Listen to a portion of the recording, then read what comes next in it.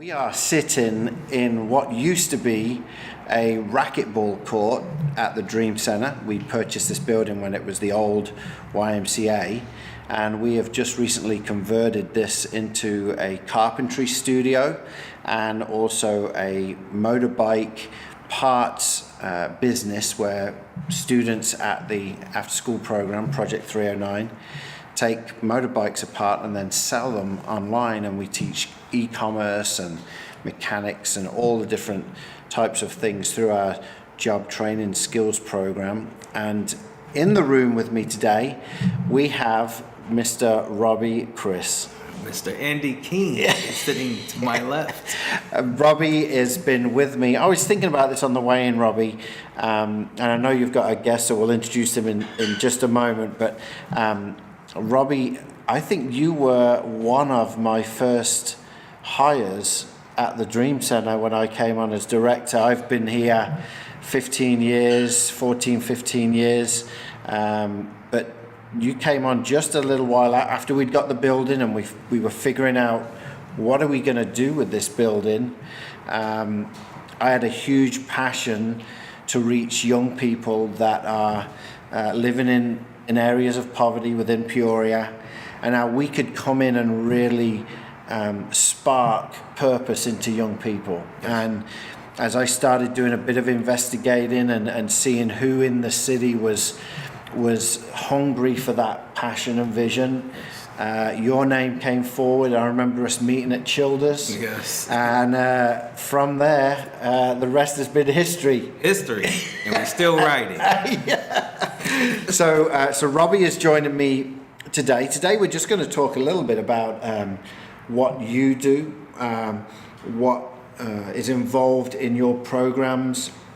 Obviously, I've mentioned the trade school that we have. That's a new project that we have here.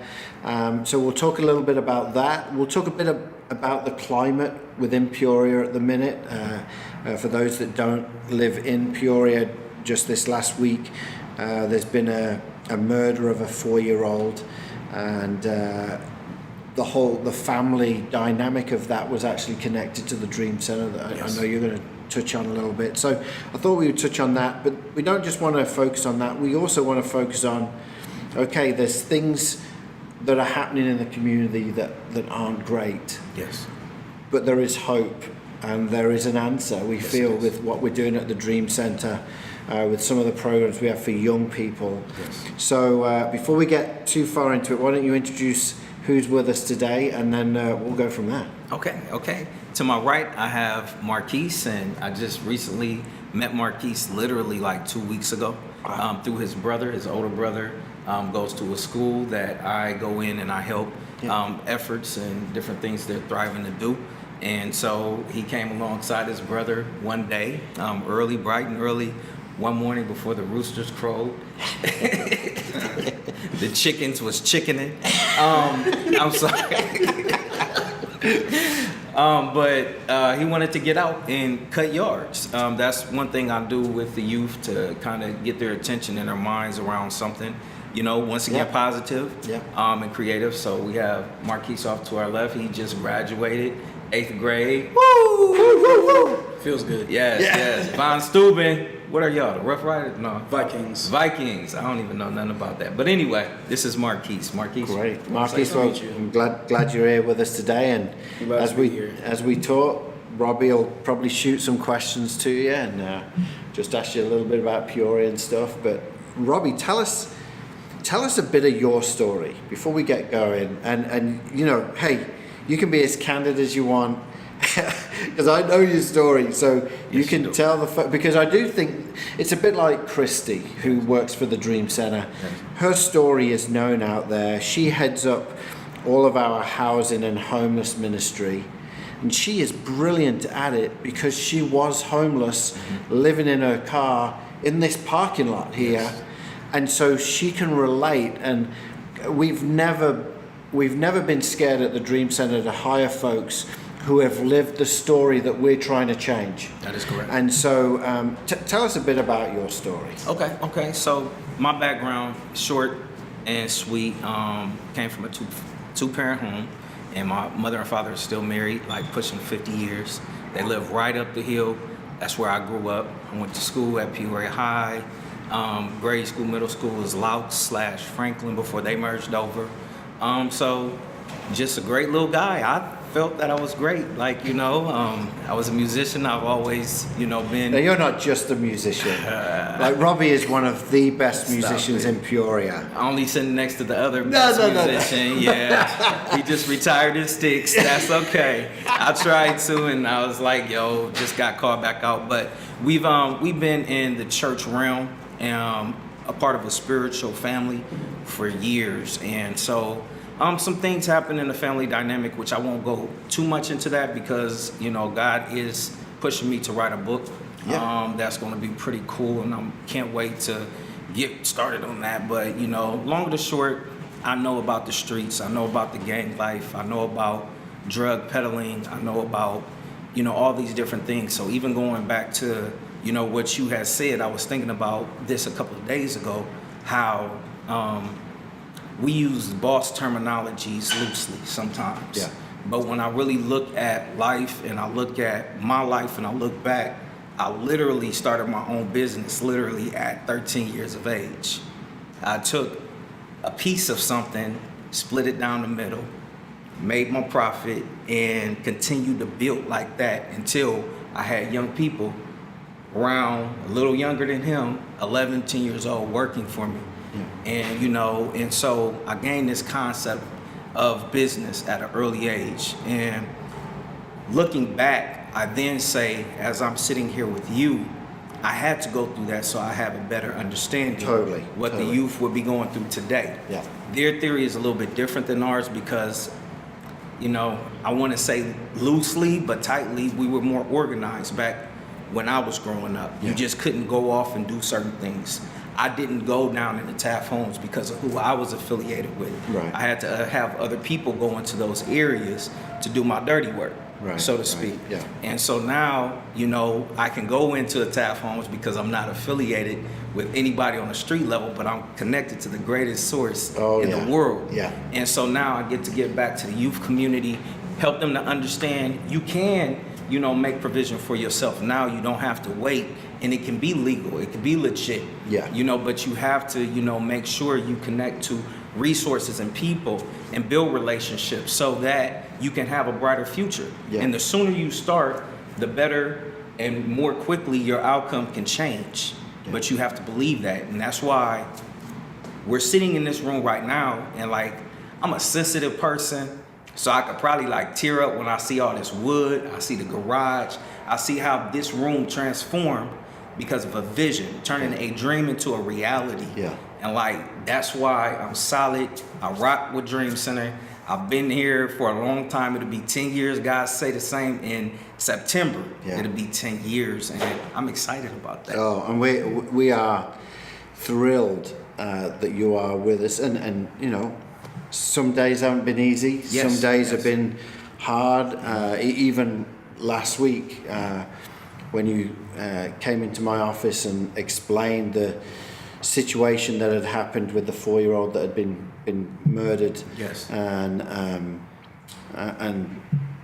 the circumstances around it. And tell us a bit about that. Just you've mentioned about coming from the streets and gangs and everything else, and how God redeemed you and has changed your life completely, but now being that mentor or spokesperson in the community now, because you are, I don't know if you see it, but whenever I go around and I mention Robbie Criss, there's definitely a reverence for who you are, and people know who you are in a good light, right? But sometimes when you mention names and you don't want to be associated, but that never happens with you. So in this community right now, where do you feel we're at with not just what happened last week, but also over the last year or so, year and a half, things have escalated. I think that would be fair to say in all over Peoria. This isn't just a certain area, this is all over. where do you see, and we know the answer, Yes. right? We know Yes. Jesus is the answer. Getting to the right folks and talking to people and doing what we do here, which we'll touch on at the end, is the answer and part of the answer. But where do you see we're at, and what may be some things that you feel, not only with God's help, but also what are some of the other things that people in Peoria could do to help? Gotcha. Right now, we are most definitely in a crisis, and we are in a state of emergency, for real, for real. This is not to be taken lightly. We can't just ignore it anymore, because even with the murder of the young man, you know, we have now the aftermath that we have to deal with. And but then if we look back, it's not just happening just in one specific community. You have people way out north. I'll never forget, not too long ago, you know, they had intruders come in and tie, you know, somebody up. You know, so therefore we are in a crisis stage right now. And, you know, my heart is heavy, because I remember growing up and my grandmother would literally leave her back door open, unlocked. You know, we can't do that any longer, you know. I remember we can, you know, take a walk down the street and not worried about getting mugged, beat up, slapped upside the head, and somebody just trying to take your iPhone, you know. And so, and we had that incident happen not too long ago, not too far from here. I won't mention, because this, you know, institution loves to keep their name, you know, protected. And so then we got all these other things, and I was talking to Marquise, and, you know, he was just generally saying where he stays, you know, he's hearing gunfires every night. And it doesn't get reported. You know, it's just like, how many things happen that don't get reported? How many people get jumped, or they get, you know, robbed, or and we just don't hear it. Like, so it's all these different things going on. And, you know, so we're in a state of emergency, and I just believe we have to come together, because I do believe that when the enemy comes in like a flood, the Spirit of the Lord will lift up a standard. And we need that standard to come on through. We need to most definitely figure that out and get to it. And you know, but my heart goes out for the youth. Like, I'm 43, so I've lived over what I might say, if Seth can like correct me if I'm wrong, but I've lived over half of my life, you know, according to maybe scriptures, maybe. It was promised, what, 70 something or whatever. So I'm 43. And so I'm good. Like, so if I was to die right now, I feel okay. With just being able to go and understanding that I did some things in life. But when I look at Marquise, you know, who's only 14, and most men that look like him and that, you know, are in his category, they say a lot of them don't even live to see 25 years old. And so my heart is heavy. You know, my heart is heavy, you know. And Marquise, like I said, you know, how do you feel? Like, when you shared that with me, it just came out like water when you turn on a faucet. It wasn't made up. You just naturally said what he said. How do you feel about living in those conditions? I mean, I feel like it's just upsetting. It's never something, you should never get used to hearing bullets crack outside your window almost every night. I mean, it's just upsetting seeing people who grow up, even if they don't end up getting killed by the age of 21. They're still out there, they're on the streets, they're addicted to drugs, or they're out there selling drugs, even pushing it on kids. I mean, it's honestly just upsetting to see. I mean, you hear all the stories about how good things were back then and where it's been now. I mean, whatever happened. It is amazing to look at what you just said, how we always refer back to, well, it never used to be like this. It never, and I think every generation has said that, right? Even, you know, looking back at different generations, but I think now, especially for Marquise and the kids that we are investing in, we want to say, and we know that it can be actually better than back then. And I think what we're doing here, you mentioned about the enemy, and we believe in that, you know, that the devil is after this generation and the next generation, and I do feel that even with what's happening here at the Dream Center, with a lot of the things that are happening with after school, with Project 309, with the trades, with our homeless shelter, we're serving more people than we've ever served before. I think last year it was around 24 to 25,000 people we served in all our programs. Right. And it's as though the enemy is like ramping his game up to try and take some of these young people out before we can get to them. Correct. And so what I want to do, Robbie, if you could just share a bit about what do you do? What does 309, Project 309, that's our after school program, what does that look like for you guys during the school year? We're about to go into summer, some of the things that you do in the summer, and perhaps just a success story of a couple of the kids that you've seen come through this whole program. Right. So I would say after school program, we meet every day, Monday through Friday, from 2:30 to 5:30. And we take the youth through an experience of academics, tutoring. They go through our trade programs, depending on what day it is. Yeah. And just tell everyone, what are the things within the trade school? Because it's not just carpentry or the parts. So the trades, we have the motorcycle repair, we have the automotive repair, to where the kids actually get hands-on training. They get to break things down, they get to put things back together. And this isn't them on their own. No, we have instructors. I'll repeat, we have instructors. And always looking for help. Yes, always. So if you got some times and talents, please reach out to us and we will get you connected with Sherry. Yeah. So you can fill out a volunteer application. And we have the t-shirt printing. So Mr. B has been faithful with making sure they learn the trade of making t-shirts, printing t-shirts. Yeah, I think using this one they did last year. Sweet, Peoria, sweet. come on. Y'all jealous. Got some on the back. I just want to, yes. Yeah. So then we have the electrical program, the electronics, and of course they learn how to put things together, such as connecting a light switch with a framed wall that was like hand built by the youth as well. Yeah. And then we have the more robotics with the electronics, so they learn how to program everything so that whatever they actually put together can go the certain way that they want it to go, the way they programmed it to go. So that's real cool. And I mean, the list goes 3D laser printing, casting, foundry, and the kids are actually making tangible things that they can actually see that, actually was in their mind, and they actually made it an actual manifested piece that they can hold in their hands. So it's really one of the things that's pretty cool that is happening right now. In fact, we're in the carpentry studio and I can see the boxes right now. But there's another non-profit in town called Sophia's Kitchen, and they they're a feeding organization. They feed people in the community. Correct.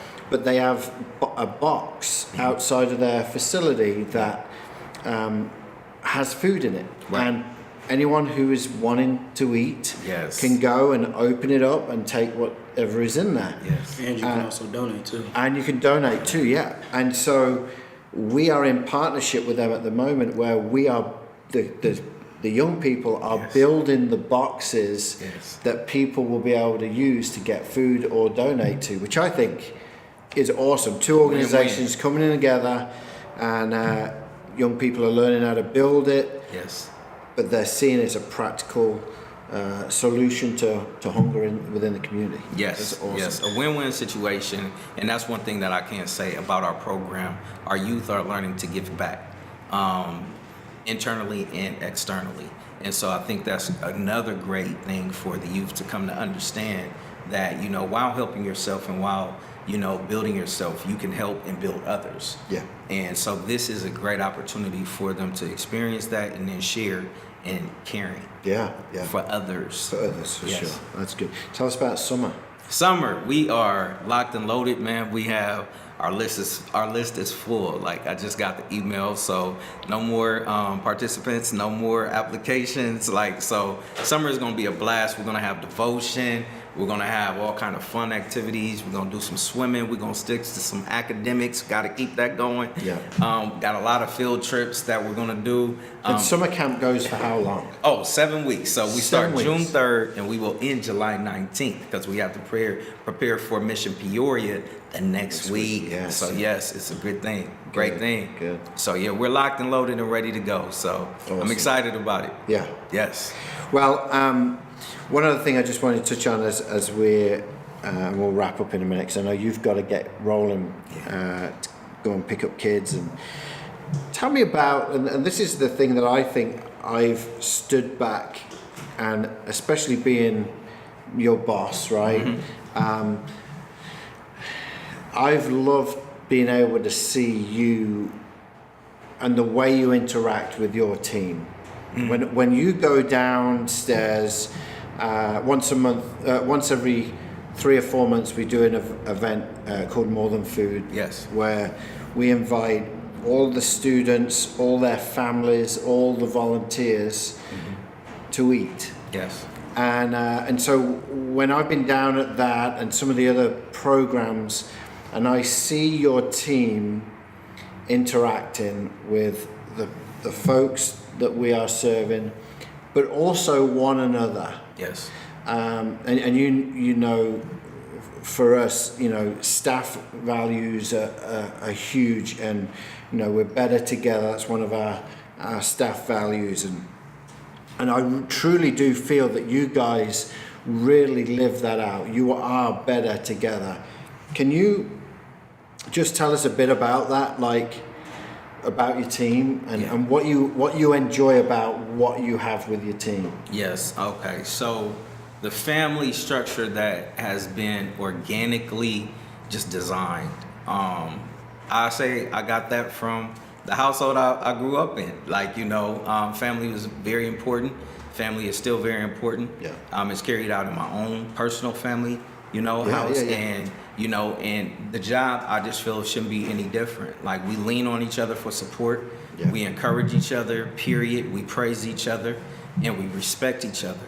And I want to say, you know, publicly on this podcast and on this microphone, sitting with these great men, that I have the best team in the world. Yeah. Like, I literally can step back, lean back, and everything will be fully functional. Everything will be in its proper place. Yeah. And the youth will be served at the highest level of love, respect, regard, and it doesn't get any better than that. So shouts out to every member, every volunteer that comes, every work study student that comes.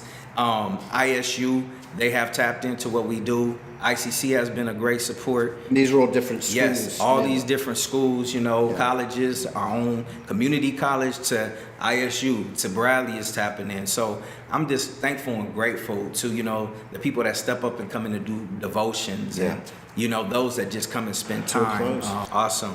So you would start off by calling or reaching out to Sherry Ernst. You would fill out a volunteer application.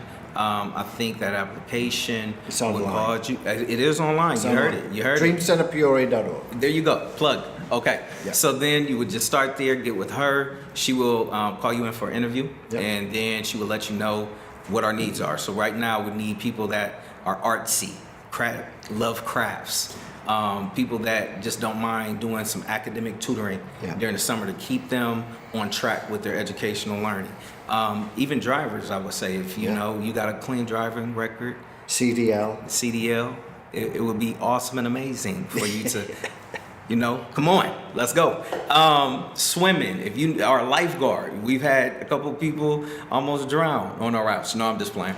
But it would be great to just, if you have some skills, lifeguards, you just want to come hang around the pool, you know, something as simple as that. And serving, helping serve the youth when the little babies, I don't want to call them babies, but 6 to 9 year olds, they sometimes need a little help and assistance to get to the table. Something that's little like that, and you can give like a half an hour of your time, or if you can give 2 hours of your time, that's great. I will say this plug, after school next year in the fall, we are looking to do extended hours. So even though we would stop at 5:30, I'm gonna be looking for people that can go from 5:30 to 6:30. if that accommodates your schedule, so that we can really hone in on math and reading. Yeah. That's one of the things that we have to bring up, because a lot of times they put new structures in place. I'm talking about prisons based on a child's ability to do math and or reading. So therefore, we want to bring that level of knowledge up within our youth area, and make sure that our youth are learning how to do math appropriately and at their age level, and reading. So, great. Plug. Awesome. Well, Robbie, thank you so much for coming in. My brother. Marquise, good to have you with us.